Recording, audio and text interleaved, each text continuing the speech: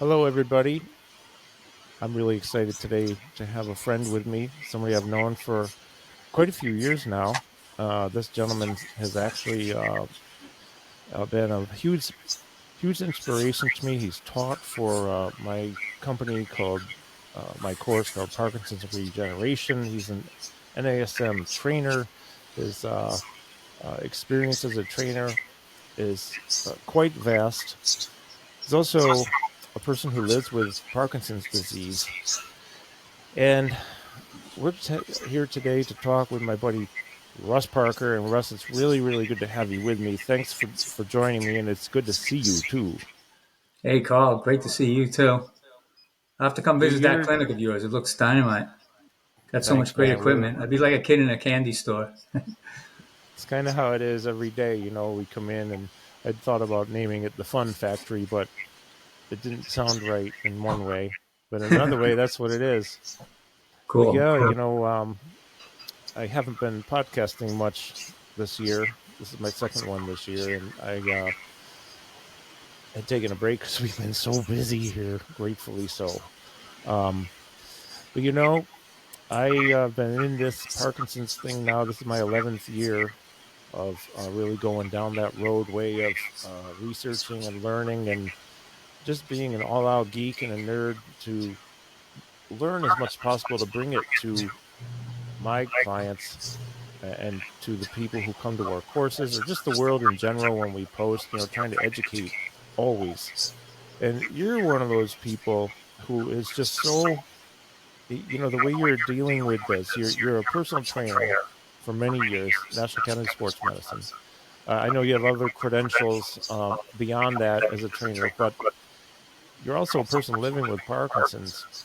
And the reason I want to have you on, primarily, I should say, is because you have ways of dealing with this, Parkinson's that you're living with that are highly unique. And everybody seems to find a way here and there to, they find their own ways of dealing with things. And then, other people are really challenged and don't find as many ways. But I think sometimes when we pick up an idea, a person picks up an idea, it can make a huge amount of difference in the quality or their movement, their life, everything. And so, again, thanks for joining me. I want to pick your brain. I want to find out, how are you doing, first of all. Let's start with that. How are you doing lately? Because we haven't seen each other in quite a Lately, while. lately I'm doing well. I actually went through kind of a rough patch the last couple of years. Just a combination of just things got really busy. Not all bad things, but then there were. It seemed like it was just like a bad, rough time for people. Passing away and getting sick. I have a close friend of mine now who's has a neurological type disease as well. He's got aphasia, like Bruce Willis has. Just like a bunch of things happened the last couple of years, and I just kind of felt overwhelmed, overloaded. And there were a few things that I could discuss that like helped me through that. But I'm doing well now. I think part of my problem is I always want to get interested in so many things, like you said, like you dig and research, and I like to do that too. I hear about something and I want to jump on it and I want to do everything, and then I get overloaded. So actually, time management was one of the things that now I'm working on, learning on more, because I find it's just a necessity. Because Parkinson's takes a lot of time away from you too. When you have off time and managing, having to be on sometimes a strict schedule with managing your meals and medication, and I call it the pain in the ass disease because Yeah, it's just like there's so many things that kind of just, even if you're doing well, it sucks time away from you, and sure. it's pain. That I want to ask you a question here. So, some of the people who I work with, they move around just fine, and it doesn't seem to be taking a lot of time or causing them great, let's say, difficulty in any way. But that's just a few of the people, and then we have between there and to others affected. We have varying degrees from not really affected to highly affected, including situations where let's say they're going to go shopping. They need to go to a store. They need to go to a doctor's office.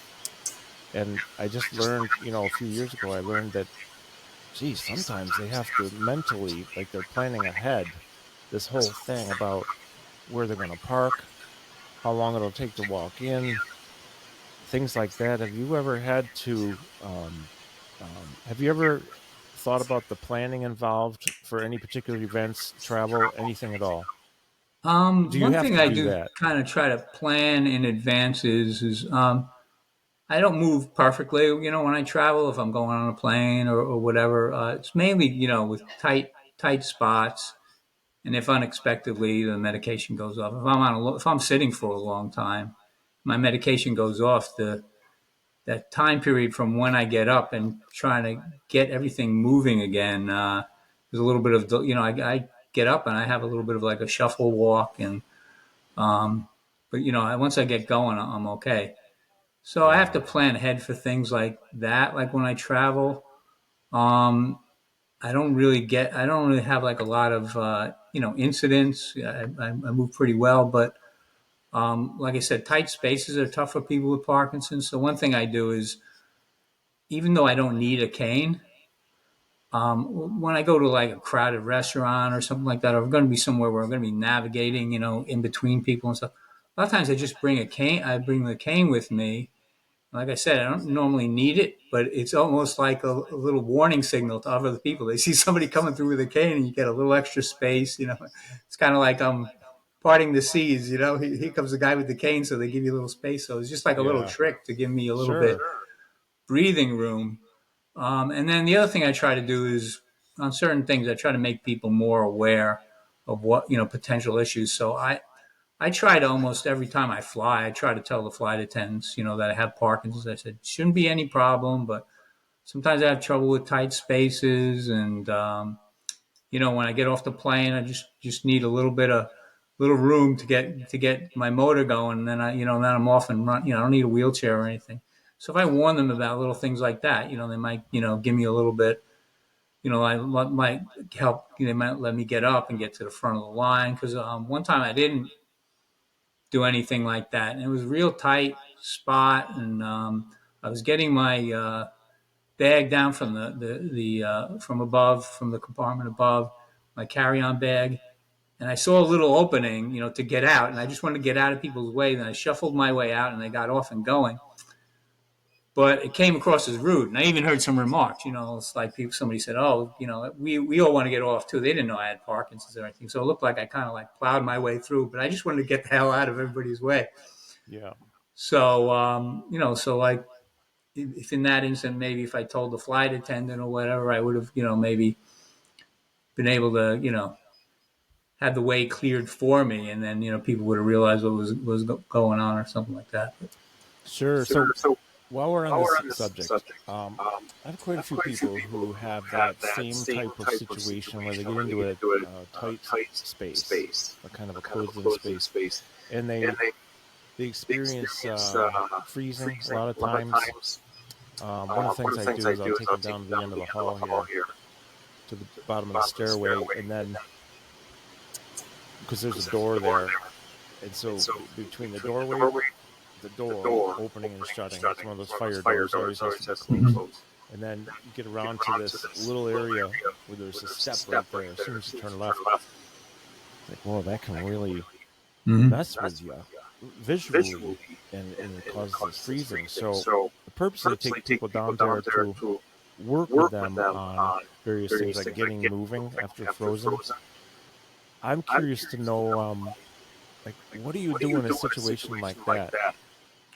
It's something I actually still play with. So like when I'm in the situation, I'm still like, things may work a different way each time, each incident, but I try to look at it from like two perspectives. One is physical, and just like the whole biomechanics of doing that, and then the other is mental. So I try to focus on, kind of like, if I'm going from one room to another, that I'm leaving the room, so I'm pushing my way out of the room, instead of focusing on like stepping into the room or over the threshold. I try to think of it differently than, you would normally think of it. Like if your fear is entering the room, maybe you think yourself of catapulting yourself out of the room or whatever into the next room. But I try different mental tricks. But physically, I find that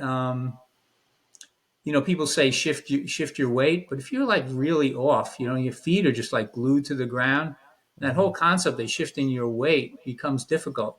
So what Sure. I do is I kind of force the issue. I mechanically I force the issue, and it doesn't look. Who cares about form? It doesn't look good. But actually, take my if I'm going to tilt this way, I'll take this hand, my left hand, and I'll pretend I'm touching my knee. And this Mm-hmm. forces myself to really. I'm not doing anything mentally. I'm just physically going like this, and it just forces this leg up, and that leg gets off the ground. So I'm Oh, not unfreezing psychologically. I'm just doing it biomechanically, and then I could go. So interesting. I use it. It's a physical trick I use. If I could just get, and then I try to think of that concept of just like now I got one. Then I try to do it without, touching. So now I got one off the ground, and then Yep. try to get the So you're and doing more of a I like a try to I try sense. to make it feel like I'm kind of like wobbling back and forth to kind of get that rhythm of shifting weight. But it's tough when you I know it's tough when you freeze. Well, sounds like you're using a sensory thing then instead of a visual thing or mental. Uh, in that particular incident, do you ever look like around you and see, like you and I have talked together quite a few times around the country and Canada and this and that. We do the target practice, right? We throw a dot on the floor and then Yeah, use yeah. I that was as a going to target to mention step something. on.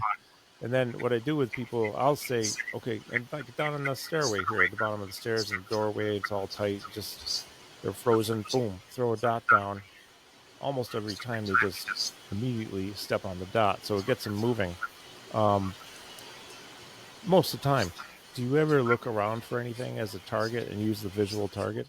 Oh yeah, that's the one little hack I do. That I actually, I actually think this one might be, like sometimes you do something and a lot of other people do it, but I think this might be one I invented. But yeah, I look around if I can see a target like a line or something like that. Yeah, I'll go for that because targets work great.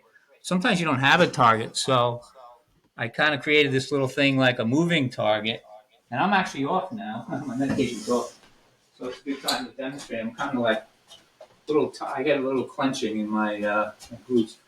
But anyway, so what I do is okay. I don't have a target. I use my feet as the target. So, and then what you could do also is you could kind of make a little blinder with your hands.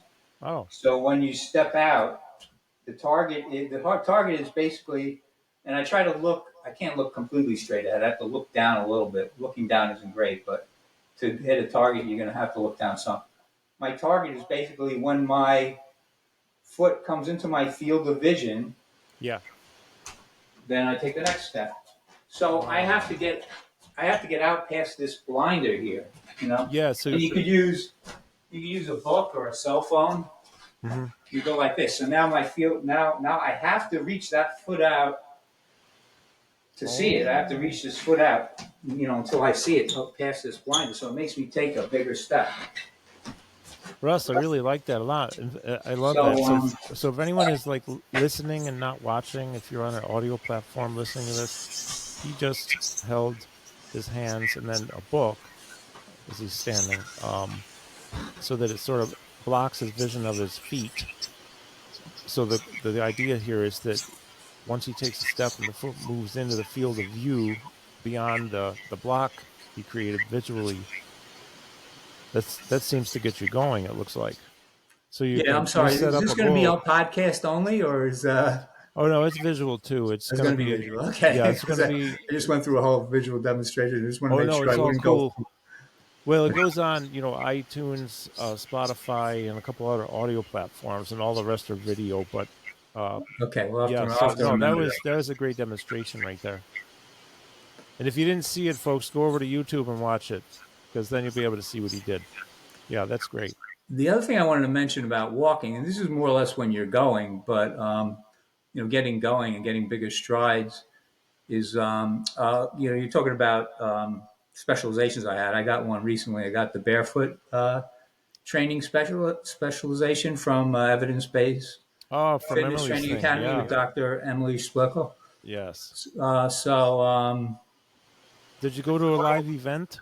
no, it was at home, Okay. and then you took a test. Just curious. I used to teach level 1 and 2 of that for her for years, and I tell you, I learned so much from that. Yeah, I Just learned. what a great course. So anyway, so like Dr. Emily, one of her videos was explaining how walking is reactive, which is I think a great way of, or a new way of like thinking of it. People talk about, oh, how come I can't walk, but I could ride a bike, or I could skip, I could do this, I could do that. Walking is just about like the most complicated thing to learn, especially when it was something that you learned when you don't even remember how you learned it, because you learned it when you were like whatever, 1 years old, 1.5 years old or something, Yeah. so it's very complicated. How many phases are there in the gait cycle? Seven, 5. eight? What? Well, unless she's increased it, there are 5 that we Just used to five. Okay. teach. Yep. I know Yep. I said eight. The And five. I don't. I'm just going to interrupt for one moment. I'm sorry, but I want you to continue along that thought. Is I have been, especially lately, really discovered after experimenting with one person a few months ago to get people thinking about heel to toe, if you will. Well, it's a lot more complex than that. It's the heel strike, slightly inverted, the loading phase, the mid stance flat foot, where the single leg is even with stance leg, and there's the late phase 4, late mid stance, and then push off with the brunt going over the second toe, which a lot of people disagree with, but that is the way it's supposed to be, period.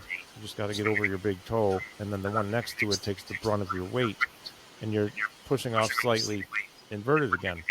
But if we just back it up and really just take it way down and just talk heel to toe, Mm-hmm. man, I'll tell you, just mindful gait, mindful stepping, mindful walking quickly changes how people walk, stride symmetry, stride length, velocity in a matter of seconds Mm-hmm. most of the time. And that's one thing I've found to be of great value is teaching the 5 phases Mm-hmm. without all the science, because it can get really, like you said, it's complicated. Yeah. It's complicated to learn what we're supposed to do naturally without thinking about it. Yeah. And the thing I was saying about reactive is, you in the different five phases of the gait, your brain has to register when you do one thing. It's got to register the next thing and then do it. So if you try to mindfully do that, and especially if you're compromised, like people with Parkinson's are sometimes, you can't walk yourself through the whole thing because you just can't think and react that quick. So, what you could do is you could break it down into pieces. So if you're working on stride, just concentrate maybe on doing, reaching out, pushing off with the back foot, and landing heel to toe with the front foot, but then repeat again, the same, kind of like a shuffle kind of thing, like reach, do it different Mm-hmm. ways. But one other way I thought of is doing like a 3-step. So that the push off, and if you think of, instead of like thinking of reaching out with the heel to toe, think of, instead of entering the area in front of you, exiting the area in back of you, if you think of the push off, if you do a 3 count, 1, 2, 3, and then you do an extra push on that 3. Every time you hit 3, it's going to be, because it's an odd number, you're going to be alternating feet. So you'll be practicing your push off. 1, 2, 3. And then 1, 2, now push off with the other foot. So Ah, that kind of slows down the requirement to, have that quick reaction. I go 1, 2, 3, and I could practice that toe off. That was another little trick oh, I've made yeah. up. So, have you ever been in a situation, and I didn't plan on asking this, but it just reminded me, where you're walking along and you get, let's say, to a surface change, or you don't see the surface change coming, or there is no surface change, just that under the surface is a soft spot, let's say, you're on a harder surface, and you ever get in a situation where all of a sudden the step feels different, just that one step, Oh, does amazing! that, And this does that, ties into. Does that mess with you at all? Oh, sure. And that ties into all the barefoot training and all the stuff that Dr. Emily does. Yeah, Um, I have kind of and we're going to replace it in our bedroom. Our carpet is kind of like a little bit on the thick side, and I feel the difference and then we have a landing on where the steps are. I feel the immediate difference when I step out of there into the yeah, landing, which is all wood, or into the bathroom, which is hard tile. I feel much better, I feel much more in touch with the ground. Same thing when I put on the Neboso textured insoles. I get more foot to ground reaction, and there's that impact. So when you're stepping on the cushy carpet, you're not getting the reaction with the ground because the carpet is just like absorbing your impact. So that kind of makes it harder to sense the ground. And when your nerves are compromised because of Parkinson's, not just your yeah, brain is compromised with Parkinson's, sometimes just the whole chain going from your brain and the nerves, are become less sensitive. yeah. It's hard to react with the ground and push off and have good form in your walk. And yeah, that hard surface Exactly. definitely feels easier, and in your bare feet too, compared to cushy Absolutely. insoles. Absolutely. While we're on it, I'll just say that one of the other things I'd like to teach is that we want to develop our sense of movement and balance to a point where, we have good reflexive stability. And I learned that from her, from Dr. Emily. Uh, in fact, the two things I love to tie together are anticipatory responses and reflexive stability, because as she says, when you're 3 or 4 steps into gait on a certain surface, that every surface has a set of a vibratory uh, frequency to it, and when we hit, Yeah, depending upon what we have on our feet, if we have thick-soled shoes, we get one set of information. We have minimal shoes or barefoot, we get a lot more information, so we can react better. But no matter what it is, when we're into certain um, on a certain surface, 3 or 4 steps in, well, our nervous system automatically, without us thinking, we don't have to think about this. It anticipates each next step to be the same frequency or vibratory impact force coming into us as the last step and the last mm-hmm. step. And so when we hit that one that's the hard spot, the soft spot, the change, Yeah. and if we don't see it coming, we want to have good enough reflexes or reflexive stability so we stay upright. I always tell a story about I was in Mexico a couple years ago, and it's 2 nights in a row, San Luis Potosi, my favorite restaurant down there. Same night, same place, 2 nights in a row. Of course, I hadn't had my second cornea replaced at that time, so I was legally blind. I had no, just light and dark, no peripheral. I'm looking at the beautiful murals on the buildings there, and I step off this really high curb 2 nights in a row. I didn't fall, but man, I didn't see it coming, and it was a hard hit when my left foot hit. Oh yeah, Boom! I've done that. You Whoa, think man! there's I'm so another glad step I left? had. I was so glad I had the reflexes and the reflexive stability to not go down because I could have gotten my head run over by a car or something. So, Yeah, anyways, yeah, it's really interesting how the surface underneath us and the surface between our floor and feet or ground and feet, like the thicker the sole, mm-hmm. the more information gets stolen and the less sensory input you get. That can make a huge difference. yeah. So, with that said, do you walk around barefoot or with minimal shoes very often? Yeah, usually I walk around barefoot a lot, and this is a good time to when we talk about techniques to give like cautions. So it's Mm-hmm. good to walk around in your bare feet, but if you don't do it regularly now, work your way up because you're going to start using all sorts of muscles in your feet and that area, and you don't want to strain anything, overdo it. So like work your way up to doing that. I walk around the house most of the time barefoot or minimalist shoes. And I do things like I go outside. I have my driveway is asphalt, but it's not sealed, and it's got like how like little pebbles come through and everything. So it's pretty rough texture. So I walk on that barefoot. It's kind of like walking on a, on a sensory, mat, with bumps, Sure. but it's outdoors. And I really feel that. I really feel, sometimes I feel sensations going all the way up from my feet right to my pelvic core. I can feel it just by doing that because I hit little sharp, little tiny rocks, and I work my Absolutely. way up to it. And yeah, it's at first it's it feels like you're walking on like nails or whatever, and then you get used to it, and it wakes up the bottom of your feet. So I like to do like an hour of or so of some kind of work, where I get a little extra sensory stimulation, either with the feet or some area, because that seems to be compromised. Um, Well, so yeah, it's good. It's good stuff. Definitely I, the feet are definitely an area that you could use to be more stimulated. And that goes back to when I was talking about how come I could ride a bike. How come some people say they can run, they can't walk.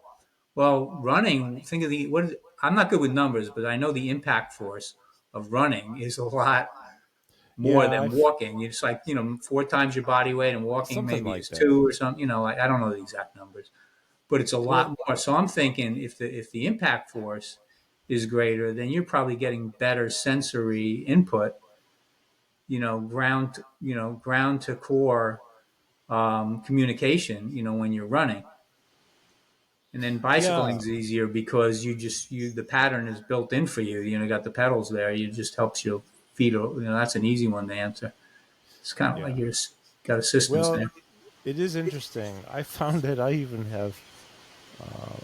I don't walk as well as I run, and I'm like, I Yeah. understand, and I teach this stuff, and I am really working on my walking. I want to get. Yeah, well, I got to go into something here. Okay, this podcast. This is about you, but if you don't mind, I really want to mention this because I'm sure you'll have some feedback. So this year, I went into all out geek mode as I always do every day. I'm always reading. First thing in the morning after I put coffee on, wait for it to brew as I sit and I read. And my son is also the same way. So we talk about this stuff a lot. But the first of the two muscle fiber types we have, type ones and type ones, type one and two. Type two is the first one to go as we age. Okay, so when we get into, let's say, decreased muscle mass, I'm 62, so I'm not 30 anymore, but I'm not getting any younger. So I feel great. I move well. I could move a whole lot better though. Type twos, I'm sure I have diminished type two because what I'm finding is that my balance isn't what it used to be. So I Mm-hmm. really have to work on it more. I have to work on it more to build it back, get it back to where it was. The type 2 muscle fibers they're the first to go. We have sarcopenia, they're the first to go, and then type 1s can diminish too, of course. I don't have sarcopenia, but if I didn't do anything, I would someday. And of course, all this muscle mass and uh, muscle mass is directly tied with bone density. Right? So if we don't have, and then we Mm-hmm. get more uh, higher risk of breaking, especially if we fall. But type twos are largely responsible for our balance. So I've been in type 2 training mode for months now, and I do notice improvements in my balance. And I just had to mention that. Yeah. I don't know if you've studied that. Do you ever look into any of that kind of stuff? Because it's really fascinating, especially when we add the nervous system and brain and barefoot into the mix, and then consider the type 2 factor and the type of reps we do, isometric. You Mm-hmm. know, it's really really fascinating. Yeah. I mean, one thing I think of it too. One thing way I think of balance and fall prevention is that those are two separate things. So being able to balance, I think that's something you should assess periodically, whether you do it well or not. If you do it well, you should keep assessing, make sure you can do it. Like, can you balance on one foot for 10, 30 seconds? Keep on top of that.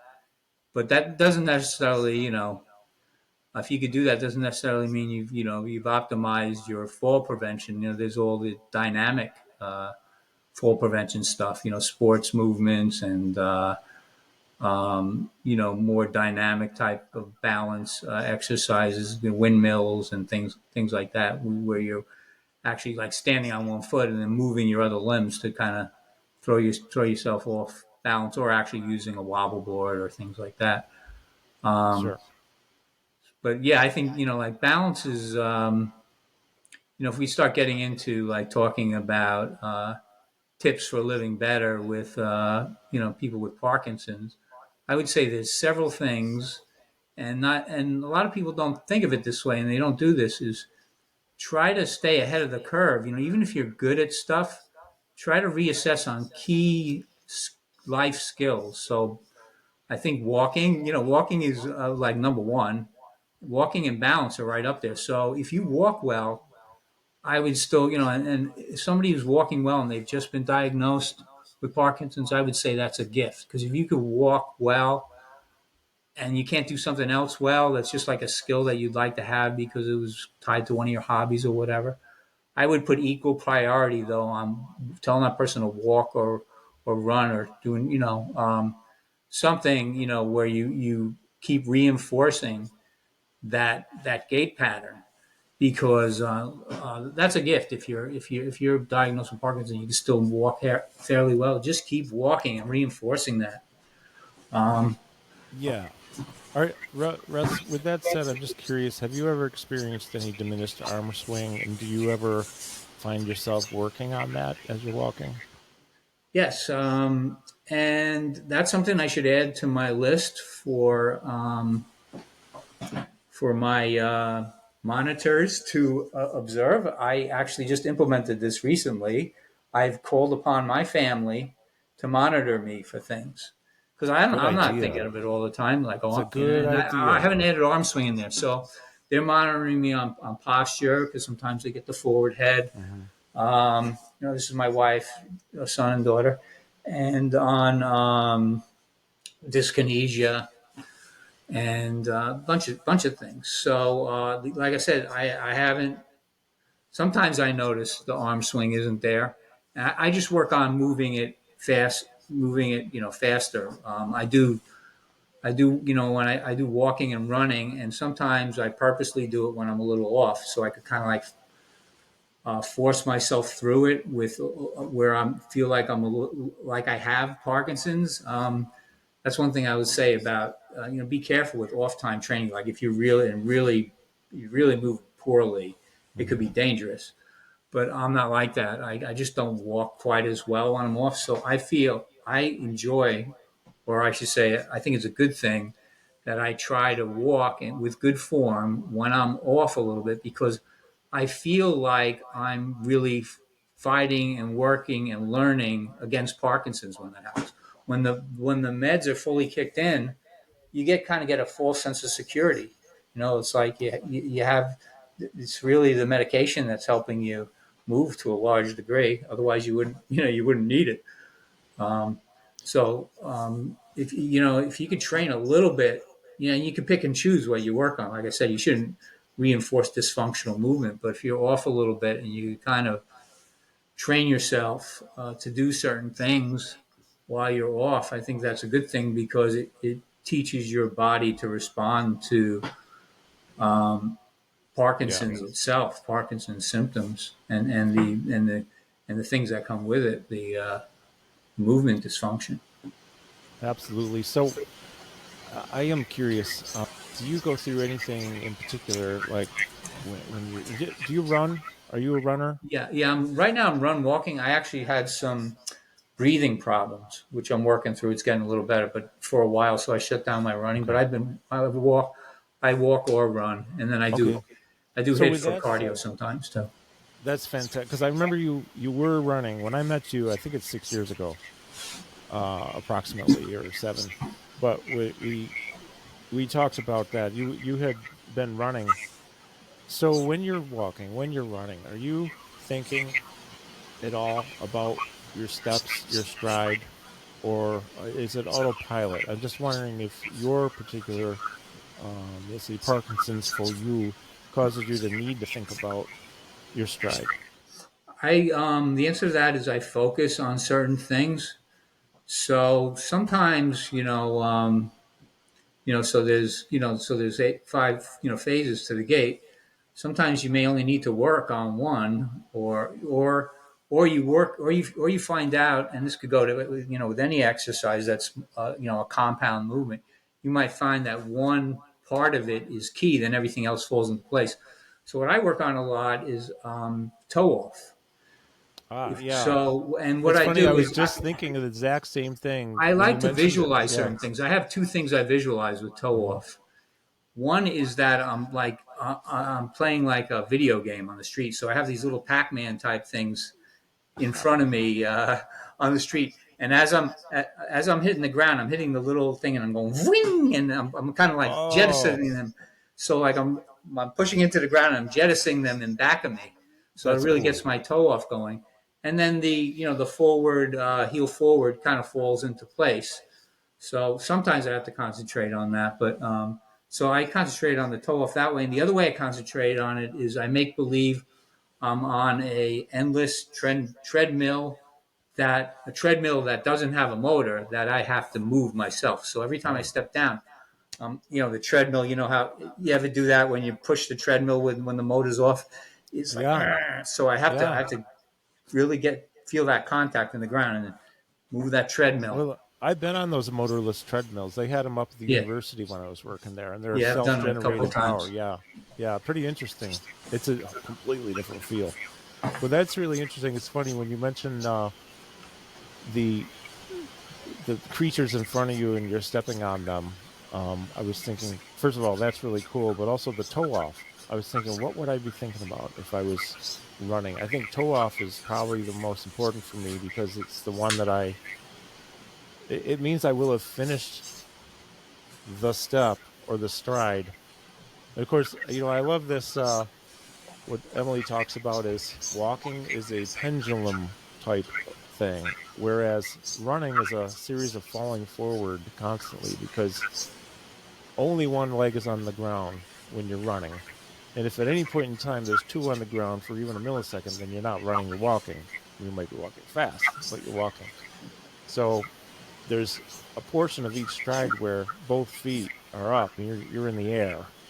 And if one of them doesn't come down, you're going down. It's a falling forward. So Mhm. with that, toe off for me becomes the one that pushes me further and makes me go a little faster. Yeah, it's yeah, I think it's really important, and even psychologically, I feel like if you have that part, if you're doing that well, you feel like you're running. I feel like I'm running more powerfully. You're talking about getting your feet off the ground. I have a picture from one of the races I ran after having Parkinson's, when I had got in a groove and I was training well, and both feet were off the ground, and I was like, "Oh, I love that picture." Oh, For a person with Parkinson's, that is just like I like I that. think you actually showed that to me one time because that's an epic photo. I'm sure I've seen that. Perfect And my timing, favorite right? running photo is the one with me and my daughter crossing the finish line together. That's my favorite Ah, one. yeah, that's cool. Priceless. But, Absolutely. Um, so we've covered so much here. I was curious to know if you have time. Um, what about medications? We have people who I'm curious to know your thoughts on this. If you have any thoughts on this.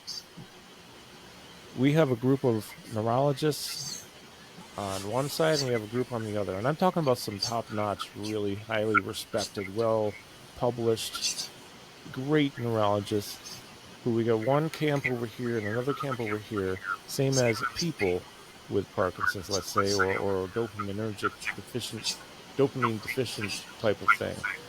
Uh, do you have any feelings about medications and when they should be started? For example, and when I say medication, I'm specifically referring to a dopamine replacement like Sinemet, carbidopa, levodopa. So it's a two-part question. Number one, should people? I know you're not giving medical advice here, and neither am I, by the way, folks. But I'm asking. We have doctors who say, no, no, no, you should start right away because it's just better. You'll have a better quality of life sooner.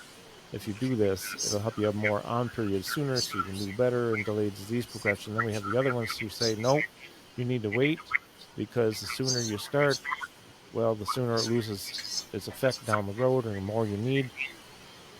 Any feelings on this? And part two is, do you have distinctive on and off periods? Um, my on and off periods have gotten a little bit more complicated. I'll get to that, but my opinion on the thing with the medication is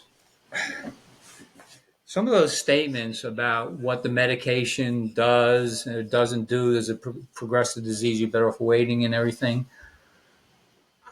I don't know the people who are saying that. I don't know where they're getting their the evidence of that. Just they're look. I know that they may experience what they may experience it themselves, where they feel like the medication caused more problems than it would help. But the whole thing, first of all, depends on the person. Absolutely, yeah. So in general, though, I would say, what are your goals?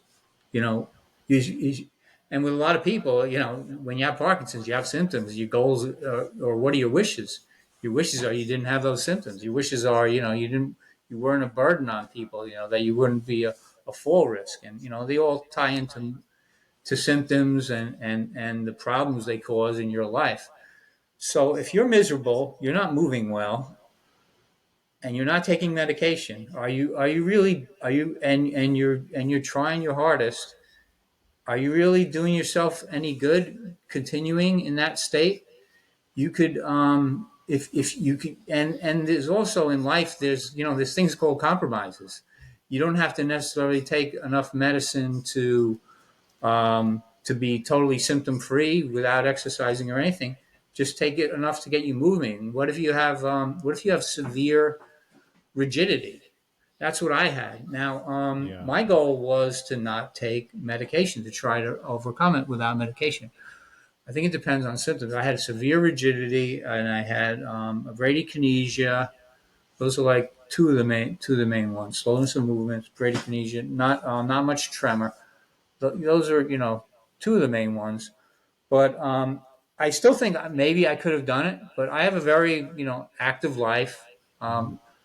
So if I put myself in a corner, maybe I could have done it. But I was behind the curve a lot, and to catch up and still try to carry on life normally, I decided to take the medication, and it was a world of difference for me because it gave me that jump start, and then I was able to further improve um, my movement through exercise. And some people will say, well, so it wasn't medication, but yeah, it was. I wouldn't have gotten to that point if I didn't get the jump start with the medication.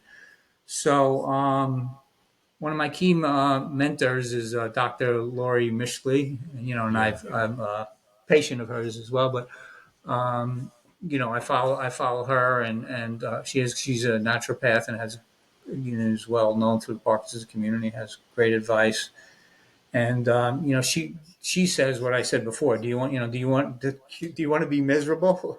So you take the medication, you move better. Sometimes it doesn't work for the standard levodopa. That people don't react well to it to start with, but it helps a lot of people. It's still the gold standard. We certainly wish after so many years we could have a better gold standard. There's definitely things that are not great about it. I have some problem with dyskinesia now, but so that's my opinion. I agree with her.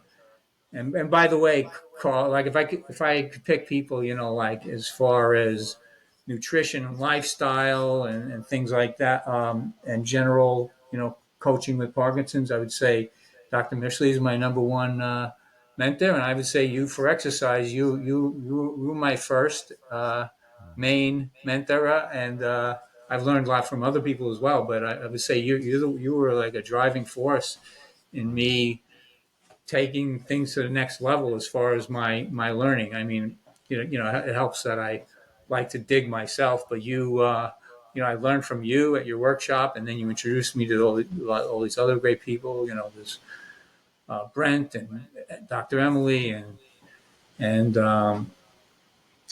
Well, thank you. I yeah, just, there's a whole bunch of go people. down the nerd geek road and want to learn all I can to try to Oh, help Dr. people. Perry. That's what Yeah, I yeah, was, what a I was great guy, trying. man. Yeah. I was trying to think if I got stuck on that. Sorry, Perry. No, well, thank you for your kind words. I remember. Well, you're so inspiring and so forward thinking too. That's why I had you teaching with me because it's like, who better, you know, the person who really understands it, who lives with it, who's also a personal trainer who can help trainers to help people with Parkinson's, and just your attitude in general and your outlook.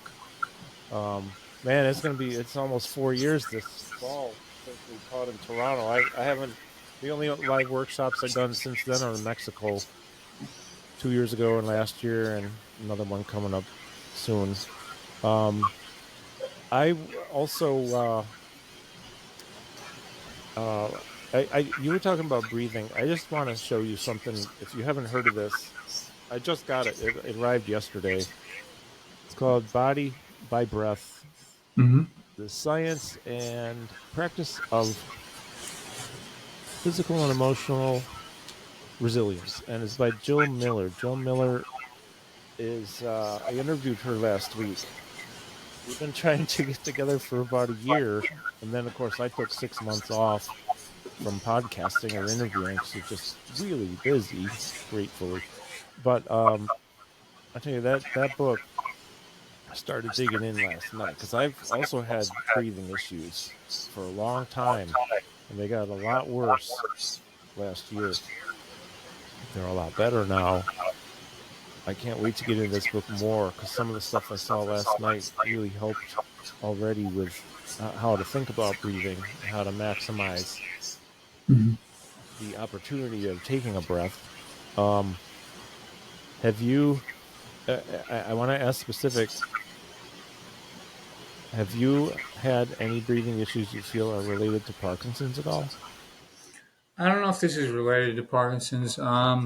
And as far as breathing technique, I'm using the Buteyko, with the nose breathing, like the one that Brian Mirabella does. I find that it's pretty helpful. But I don't know that it's related. I actually had it's indirectly related to Parkinson's. So what happened was, there's a strategy with levodopa.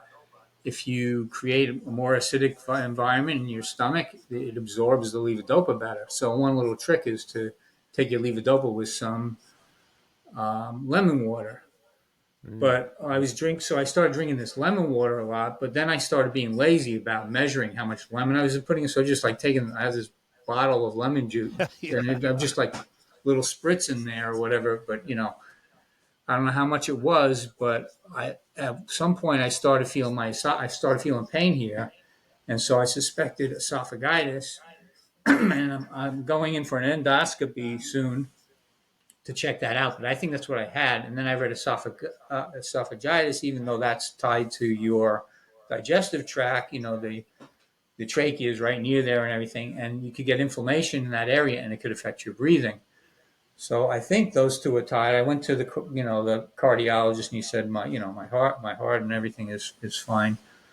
So the breathing is starting to get better, and that's the that's good. esophagitis Do maybe you is use an healing. inhaler or anything like that, Um, I like was given an Advair, inhaler, albuterol? but I didn't want to start using it, and like I wouldn't have noticed this problem if I didn't walk fast or run. Like, I didn't Mm. get out of breath just doing regular stuff. Maybe I was doing like heavy workout or stuff, chopping wood or chores that get my heart going. But um, so I maybe wouldn't even notice it. So, but my medical doctor gave me an inhaler, but I didn't want to use it. I didn't want to use it until I got more testing done, because then the inhale, if it helped, the inhaler might be masking some other problems. So I mean, I'm not suffering. So I want to wait till I get through a bunch of tests. I might, in addition to seeing the GI doctor who's doing the esophagitis test, I might see a pulmonologist or whatever. I've had X-rays in that area, and Hmm. everything seems okay. But I'm just going to get everything checked out. It's not, Oh, I'm good. not suffering real bad, Hmm. and it's getting a little better, but I have to address a few issues.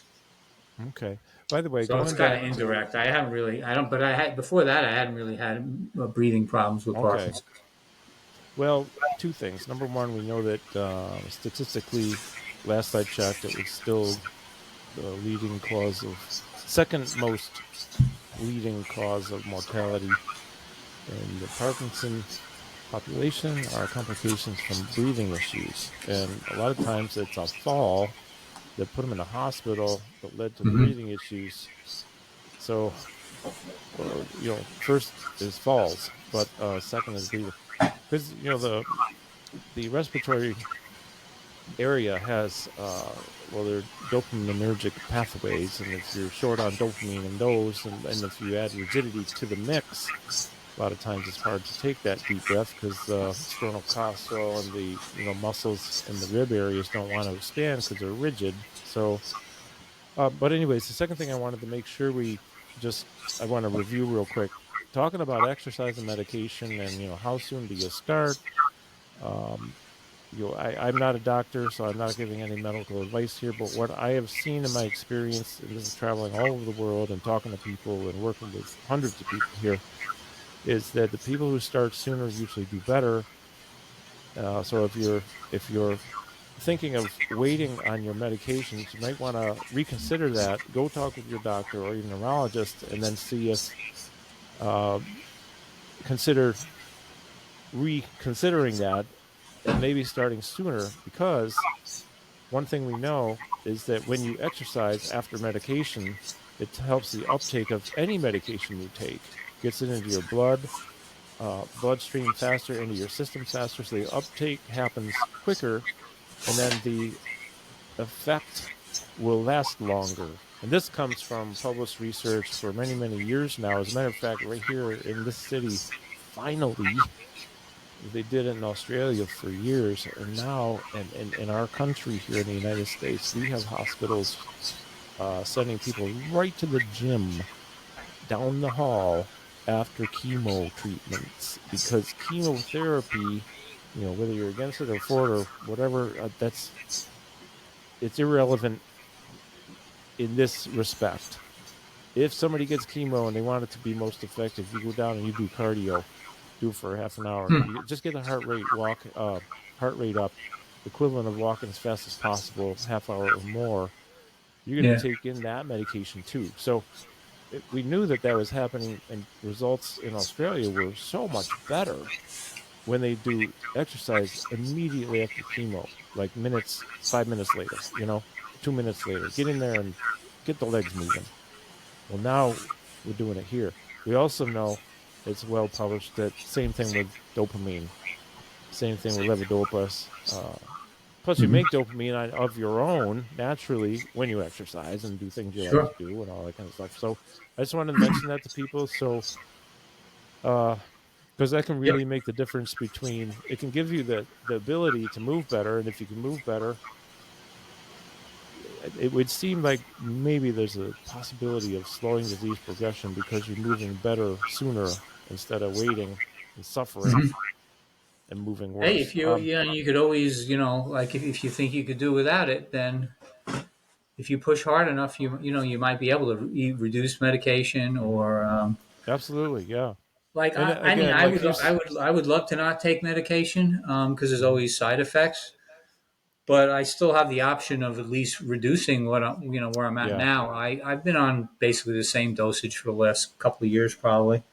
hmm, Um, so it's not too bad. So that gives me the capability, you know, to do things like how I mentioned the disease is a pain in the ass with your schedule and everything, like scheduling meals around your medication and things like that. So like if I do a run before lunchtime and then I want to, because I exercised, I want to replenish my nutrients and I want to eat right after, but then I know there's a dose coming up.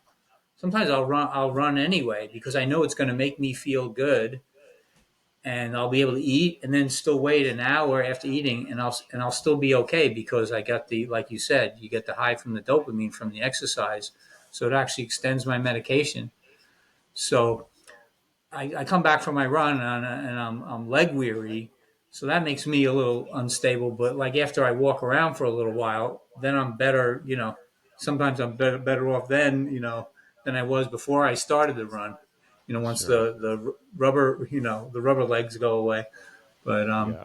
so yeah, exercise. I definitely get a high off of exercise. I get a high of over on social interaction too. I wanted to talk a little bit about, like those kind of lifestyle things that people should do. Um, there's Yeah. So, Dr. Mishley also says mhm, about that monitoring people who have different progression levels of Parkinson's. The people who said answered to the question, "Are you lonely?" People who answered yes to the question, "Are you lonely?" had higher degree, had faster progression of Parkinson's. I So believe it. socialization is another important thing to add to exercise and Absolutely. diet. Yeah, that's a big one. So, Russ, I have just a couple minutes left before I need to take off and work with somebody who just walked in. Um, I think we're gonna have to do a part two because I know you have a lot more to say and I have a lot more to ask. So, hope you into that. Oh yeah, sure. Great. A new goal of mine is to share more, and I've actually I'm going through kind of like a revelation period because I don't know if I told you this, but another thing I'm into now is improv. And there's an organization called Yes and Exercise. Um, YesandExercise.org is their website, but they do improv games for people with Parkinson's, and the group is great. You interact. You're making like a lot of connections. You don't have to be a comedian or anything. It's not like you have to make jokes. They just play these games where you interact, you share, Mhm. you yes and each other. Yes anding is like you say something um, about the person, and they'll come back and say yes and something about you or whatever, or make or pretend object you gave them. These are all these word games and role playing, and That it's sounds a lot of cool. fun. Robert Cochran is the name of the guy who runs it, and he's great. And I'm taking a writing class from him, and I want to rewrite my story like I did for like in your book, but with Yeah, more feeling, like metaphor, using metaphors, and actually more. There's going to be more honesty coming out in my communication and stories because I realized that although everybody sees me as somebody with a positive attitude and all that, I really was in denial about some things. Like my original statement was that I was going to fight this disease without medication. I was going to do this. I was going to do that. And now I'm admitting that the disease is a lot tougher than I gave it gave it credit mhm, for. And I'm just I'm compared to some of my friends in the Parkinson's community, I'm still a baby. I'm just going on my 8th year mhm. since diagnosis, and there's people out there who've been doing this for 20 plus years and so forth. But yeah, I'm going through this phase now where I'm really trying to be honest with myself and other people and address certain things, outside of just the standard doing exercise and diet and stuff like I mentioned, having more accountability. So I have, my family monitoring me. So yeah, that's another thing I'm having. That's good. I tell my That's good. wife to pester me about, if I'm doing all my exercises and stuff. So, I love it. by the way, I mentioned that slow period I had, or that kind of bad period, like the last year or so. Hmm. And one thing that got me through it was that concept, of exercise snacking, although I call it mobility snacking now. Hmm. And I still was able to get in. I've never really hit a period where I was never exercising, but I just wasn't doing as, maybe as much volume, not long workouts or anything.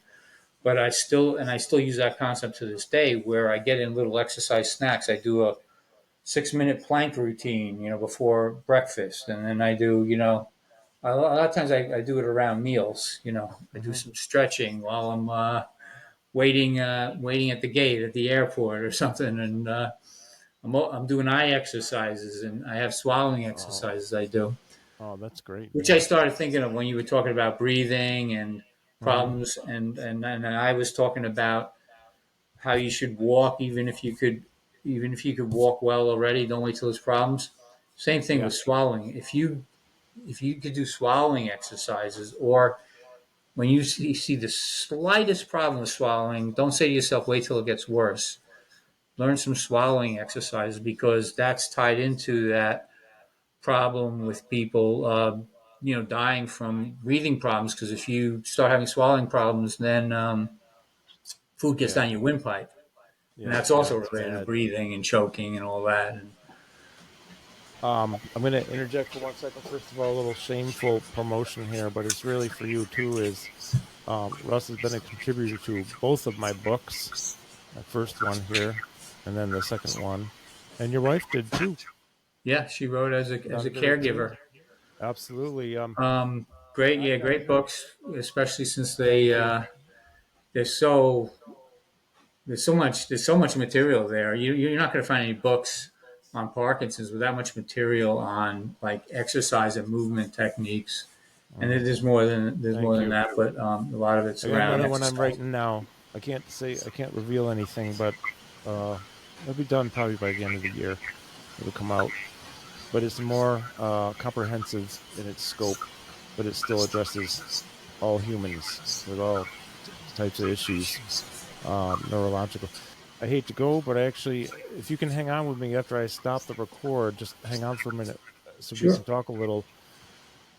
Thanks Any, for having like, me. my last question is, yeah, well, first of all, thank you for taking the time today. It took me a while to make it so we could get together on my end, but My pleasure. I'm really glad this happened today. We did it. This is part one. Any final words of wisdom for the world before we hang up? Just keep your head up, turn over every stone. Don't when you think there's nothing left to do, it's just a matter of talking to someone, doing some reading. Um, just keep just keep moving forward, and learn, adapt, and connect with people. Stay I connected. love it. I love it. The social thing is so big for a lot of people. So, well, again, my friend, I really appreciate you joining me. It's great to see you. And as always, you're inspiring me and so many others out there because you're well known amongst the trainer communities and various communities as, a great role model, if you will, for everything. Thank you, and So, thanks for everything thanks, you do for buddy. the Parkinson's community. But Well, Well, thank you, my friend. And for all those who are watching and those who are listening, thank you so much. So you can find this on YouTube, Spotify, iTunes, SoundCloud, and other places I don't even know where it goes. Wherever the RSS takes it, it goes. And so thanks for awesome. watching. Thanks for listening. And we'll be back with another episode with Russ in the near future. Take care, Cool. folks. Take care.